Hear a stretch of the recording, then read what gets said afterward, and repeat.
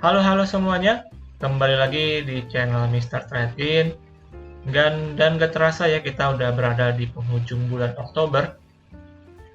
Dan seperti biasa di video kali ini kita akan masuk dalam ISG Daily untuk hari Rabu tanggal 1 November teman-teman. Dan di video kali ini mungkin saya akan lebih spesial ya untuk membahas market secara time frame 1 bulan. Nah, kita akan mulai langsung dengan indeks yang dimana hari ini bisa dibilang cukup ada penguatan ya. Tadi kalau kalian perhatikan di sini, sewaktu opening terlihat market langsung mengalami koreksi bahkan menyentuh ke level 6.670-an. Namun terlihat sepanjang sesi pertama lalu masuk sesi kedua dan akhirnya sampai dengan penutupan ini untuk indeks berhasil berada di zona hijau. Jadi cukup bagus secara progresnya kalau saya bilang hari ini ya. Pagi-pagi sempat melemah, namun perlahan-lahan ada tarikan ke atas yang membuat secara indeks berhasil ditutup hijau. Dengan jumlah emiten yang menguat hari ini adalah 316 emiten, sedangkan yang melemah 359 emiten. Jadi cukup netral dari segi emiten hari ini yang melemah dan juga yang menguat. Lalu secara sektoral kita perhatikan mayoritas juga hari ini cukup hijau dengan sektor teknologi hari ini yang mendorong ya. Ini mendorong 2% teknologi.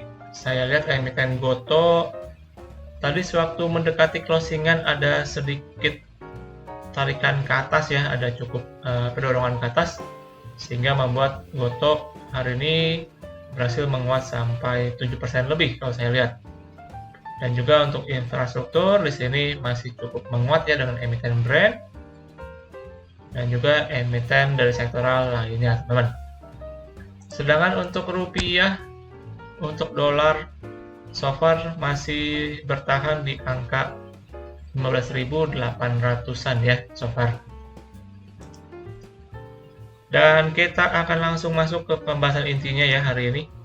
Kita akan bahas dan kupas secara lebih dalam untuk indeks kita secara time frame 1 bulan.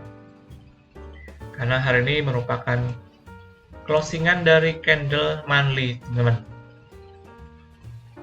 Oke, dan di sini kita akan lihat langsung secara progresnya dari time frame 1 bulan yang dimana kalau kalian lihat ya, untuk progres ISG kita selama kurang lebih ini udah 1 tahunan ya, dari bulan Maret 2022 sampai dengan sekarang posisinya kita masih dalam keadaan sideways, teman-teman. Kurang lebih di range harga 6.500-an sampai dengan 7.350-an so far. Dan di sini secara progres terlihat memang ISG kita nggak kemana-mana ya secara pergerakan. Dan di sini setelah kemarin dulu ISG kita mencapai titik tertinggi ya di sekitar 7.377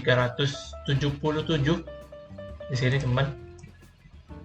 Lalu akhirnya terreject dan memasuki fase koreksi.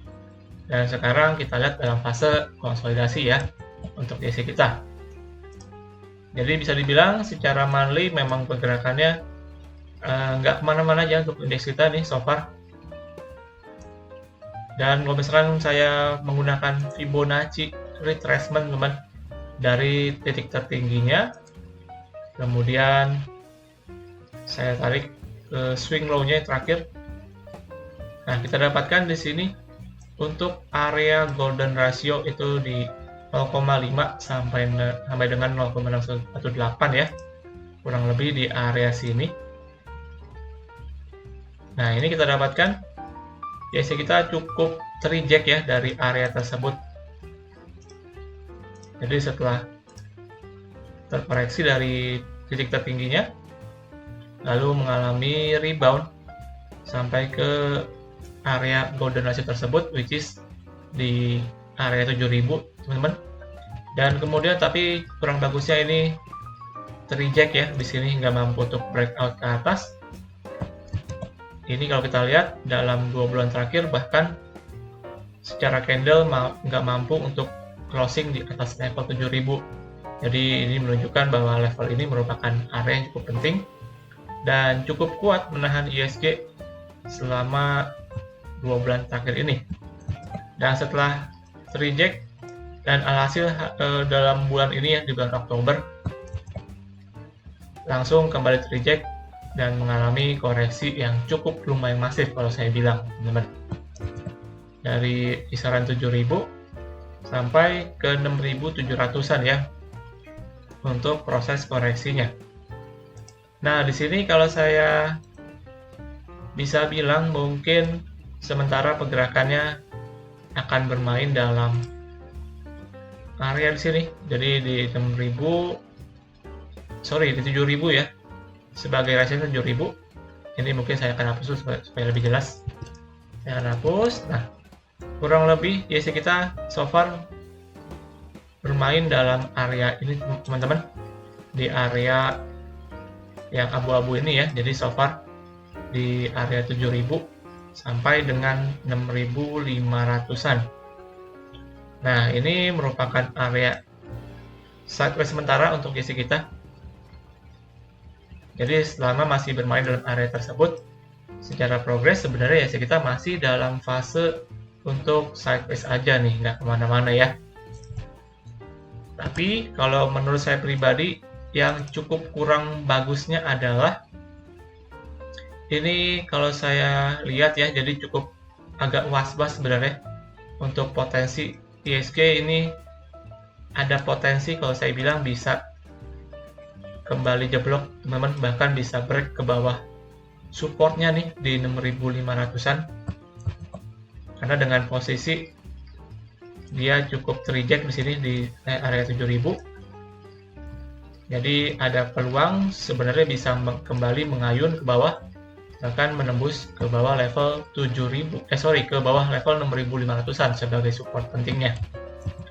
Namun itu mungkin nggak dalam waktu dekat ya, kalau saya untuk potensinya mungkin sampai dengan akhir tahun akan sedikit sideways dulu ya dalam area di sini di 6600 6700-an, sedikit sideways. Nah, nanti kita akan lihat lagi nih kalau misalkan dia nggak mampu untuk indeks kita nggak mampu untuk kembali ataupun breakout ke atas 7000 sebagai resistennya. Ini merupakan pertanda memang secara indeks berpotensi bisa breakdown ke bawah supportnya, teman. Jadi saya lihat memang kurang bagus ya ini secara progres dari indeks kita. Jadi untuk kalian tetap waspada. Mungkin dalam waktu tahun ini, tapi saya jujur kurang tahu kapan akan terjadi. Tapi saya melihat ada suatu pertanda bisa menuju ke arah tersebut, teman-teman. Tapi sekali lagi disclaimer on ya, ini hanya merupakan opini pribadi saya. Dan namun so far memang kalau belum break dari 6500 ini kita masih melihat masih akan bertahan dalam area tersebut ya. Jadi so far 6500-an sampai dengan 7000 merupakan area sideways untuk ISG kita selama beberapa bulan terakhir ya, teman. Jadi itu merupakan area konsolidasi secara time frame monthly-nya. Oke, tapi alangkah lebih bagus untuk ISG kita sebenarnya bisa breakout ke atas 7000 ya. Itu baru saya lebih yakin bahwa ISG kita memang mau kembali untuk lanjut ke atas nih. Jadi sampai dengan akhir tahun ini saya sih jujur cukup pesimis ya bahwa ISG kita bisa di atas 7000 nih, teman-teman. Jadi ya kita pantau aja bagaimana untuk progresnya secara time frame 1 bulan, teman-teman. Namun yang jelas tetap perlu dipantau untuk potensi yang tadi saya sebutkan ya, yang dimana bisa berpotensi untuk break ke bawah nih, bahkan bisa breakdown seperti yang kejadian seperti di tahun 2020 di sini sewaktu COVID. Ini kan ada trigger ya, jadi sewaktu COVID memang ekonomi cukup babak belur sehingga membuat indeks cukup dibanting lumayan parah. Dan di sini saya jujur kurang tahu, mungkin nanti ada sebuah momentum apa yang memang men-trigger dan akhirnya IHSG kita bisa terkoreksi cukup lumayan dalam, teman-teman. Oke, jadi itu aja untuk outlook market menurut saya pribadi ya, secara monthly dan juga secara time frame 1 bulan. Mungkin kita akan bahas sedikit secara daily-nya, secara hariannya. Dan saya akan tambahkan untuk beberapa garisnya dulu ya. Nah, secara maksudnya secara time frame 1 hari, secara daily. Secara daily ini, kalau saya lihat hari ini dia berhasil kembali ke atas level 6.700. Jadi ini menunjukkan, saya rasa untuk minggu ini ya, terutama di awal bulan November, mungkin IHSG kita akan bisa sedikit rebound dan menguji mungkin ke level 6.800-an ya sementara ini sebagai area resistennya.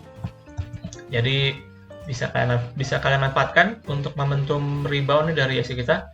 Mungkin kalau ada emiten-emiten yang bisa, maksudnya udah cukup profit ataupun bisa mengurangi loss, sebaiknya saya prefer untuk bisa dibuang dulu, teman.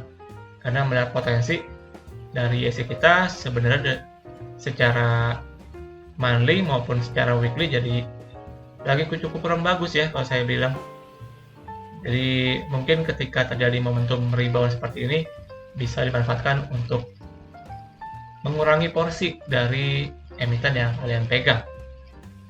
Oke, jadi itu aja untuk pembahasan kita ya hari ini. Jadi saya hari ini nggak akan bahas emiten, saya akan lebih fokus membahas IHSG kita secara time frame besar, yang dimana saya jujur cukup puas saya melihat potensi IHSG kita yang bisa breakdown bahkan bisa ke bawah dari level 6.500.